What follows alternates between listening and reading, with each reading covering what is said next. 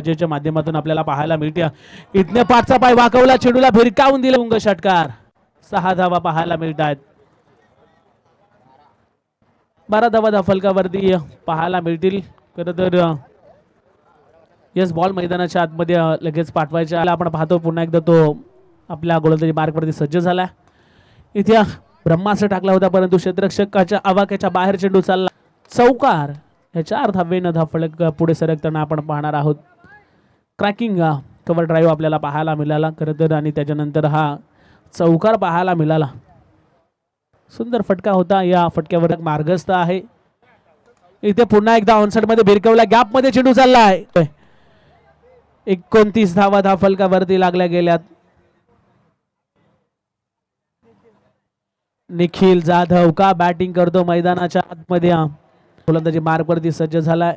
इथे सरळ bat जाधवच्या bat मधून आलेला 2 चौकारानंतर हा षटकार, कमालीचा स्ट्रोक होता।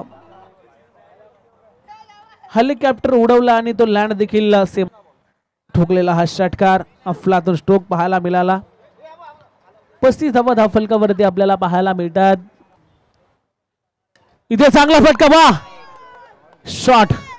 खरं तर अपसुकच ताल्या प्रेक्षकांमध्ये देखील वाजू लागल्यात, एवढा चांगला फटका पाहायला मिळतोय निखिल जाधवच्या बॅट मधून हा उत्तुंग षटकार। आणि खरं तर जागा बनवली, बॅकफुटला गेला तर नंतर हा खेचलेला टॉससाठी मुख्य व्यासपीठाच्या दिशेने यायचा आहे। इथे फटका फसला, झेलची संधी होती परंतु क्षेत्ररक्षक सीमा पार हा उत्तुंग चौकार।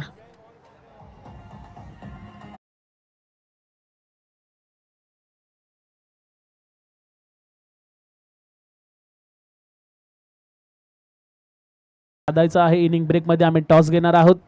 इथे देखील फटका थडमांच्या दिशेने चाललाय, त्या ठिकाणी देखील बीट केले क्षेत्ररक्षकाला, 3-3 क्षेत्ररक्षक धावतात। 4 धावा, वाह काही कमालीचं, सर्व काही निखिलच्या बाजूने होऊ लागले आणि धावा देखील येतात, झपाट्याने धावा देखील वाढतायत।